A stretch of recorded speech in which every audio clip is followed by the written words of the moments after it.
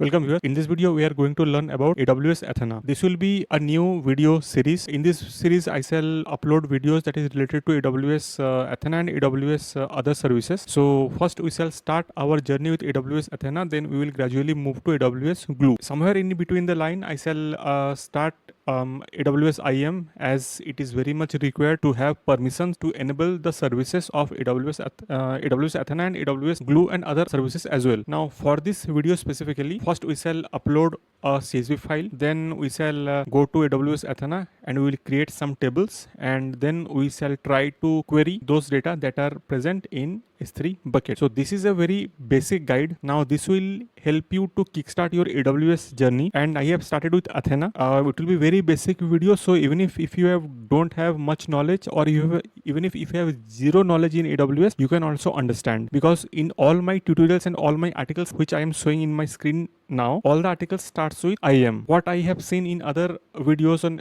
or in other tutorials is that people, they have only created articles or they have created the videos, but they didn't demonstrated how they have configured IAM. So due to that fact, the readers or the video followers, those who are trying to learn AWS, they get stuck while creating IAM, because if you don't have proper IAM permissions, the actual part of the topic, that will not run. In our case, Athena, let's say I am here to teach you Athena or to guide you in Athena, but I am not showing what are the AWS permissions that I need. So ultimately, when you will try at your end, experiment will fail. So that's why I will show you every component that is required to run a AWS Athena service. First, starts from the beginning. AWS Athena is a serverless service. Now what does serverless means is that AWS manages everything under the hood. You don't have to bother about the database, you don't have to bother about the hardware, you don't have to bother about other graphical units if it is required. Everything will be managed by AWS. You have to just use the queries and you will get the data. Basically, serverless means that users don't have to worry about the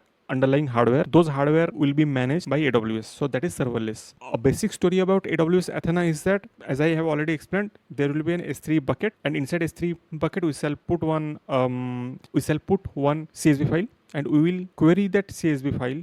We'll use SQL-like queries to extract the data from S3 bucket. So that is the experiment that we are going to do now. And AWS Athena, and always remember, AWS Athena is very much close, or they are tightly coupled with AWS Glue. There will be a point where if you are doing any operations in Glue, you have to come back to Athena to get the results. So that's why the playlist that I shall create, it will be AWS Athena and Glue, because in latter part, in some coming days, I shall upload videos on Glue, and Glue will be a very large chapter.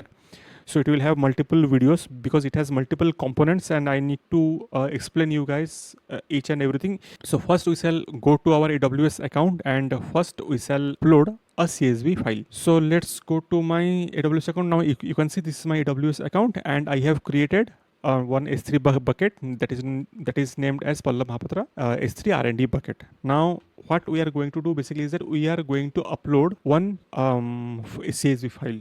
Okay, this cannot, okay, fine, no worries. I will go there and manual bucket for research purpose. Okay, so this is a bucket that I have with me. Now first I shall create a folder. So we will create one folder that will be student. So let's say I am creating a student folder, and I created one folder.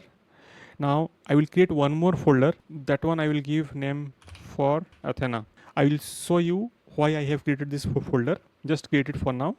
So I have two folders, for Athena and for students. Now go inside the student folder and upload a CSV file. So in our case, I have created one file that is student .csv. So I will upload that file over here, and I will click on upload, and our student file has been uploaded. To check it once more, you can go and you can see this is my student folder, and inside it I have a student.csv.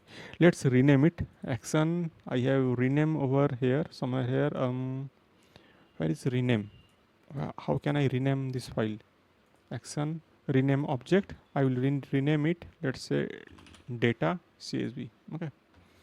So inside student folder, I have a data.csv. Okay. Now once our data has been uploaded in the S3 bucket, now we will move to AWS IAM to check what are the permissions that we need. Okay. Now I will go into, for a time being, pardon with me, I will log in into my AWS root account. Okay, so once I logged into my AWS root account, I can show you. So this is my AWS root account. Now I will go inside IAM and the Pallab user, the dev Pallab user. How I know that it's dev Pallab user? See, this is dev Pallab.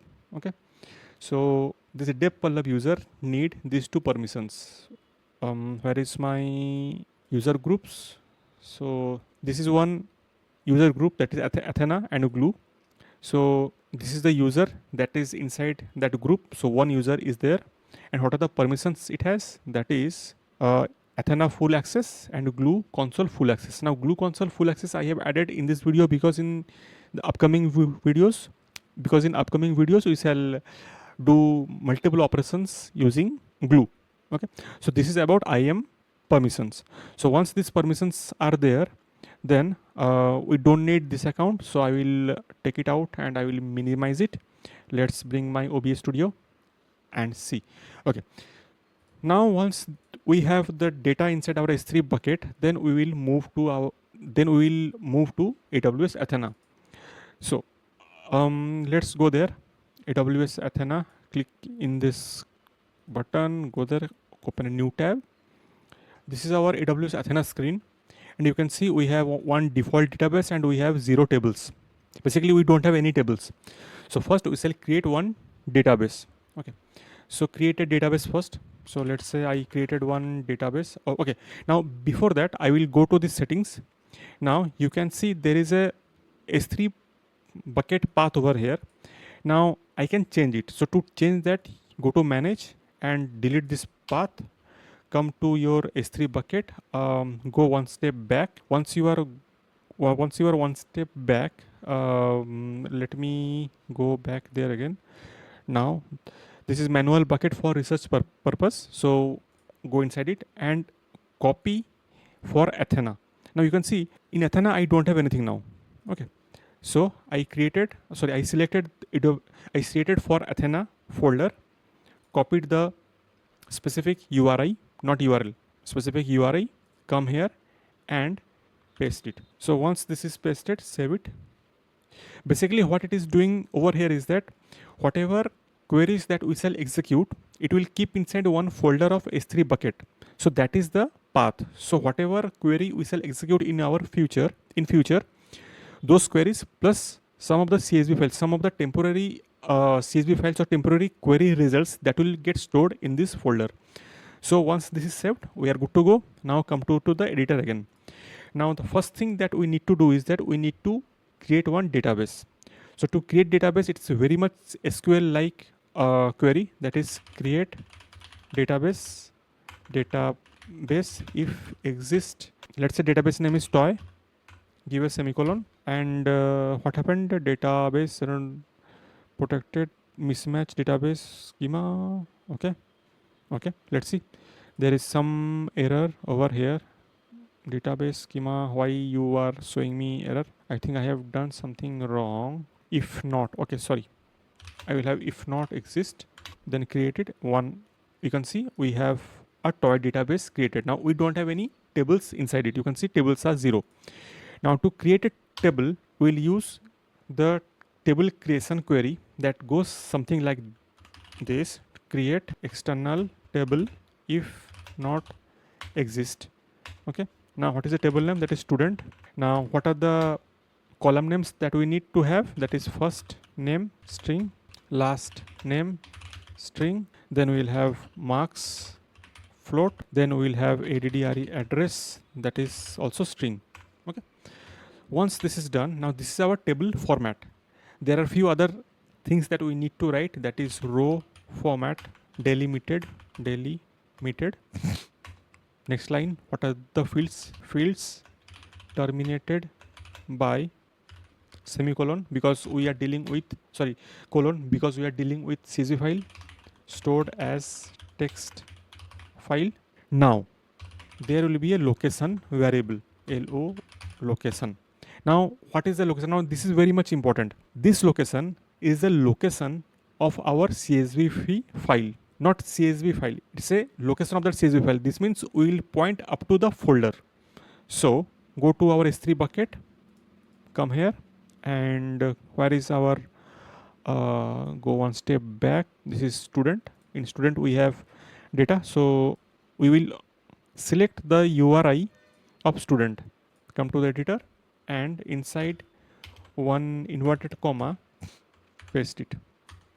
This will tell AWS Athena engine that the CSV file is stored in that specific folder, so that all the SQL like operations that can be done. Okay. Once this is done, let's execute the query, and it is completed and our student table has been created. And you can see the schema over here: first name, last name, marks, addresses, and everything. Once this is done, you can delete this query. Now the moment of truth. Select star from student, because student is our table name, and you can see we are getting the results that are present in our CSV file as if we have set up a new database. Now let's say I want to select whose mark is equal to 85. You can easily do that. Select from student where marks equal to 85. You will see all the students whose marks are 85, they will get queried. Now the example that I have shown before, or the settings that I have told you, that whatever query you execute, the temporary files, the temporary CSV files, they are getting stored in this folder. So earlier it was empty. Now if we go inside the Athena folder, you can see there are multiple things that are being saved over here. Okay. There are some CSV files, there are some metadata, some text files, all sort of, and you can also see at what time it was executed. So that was the setting part of it. And if you come over here, where is my Athena? Yeah, editor.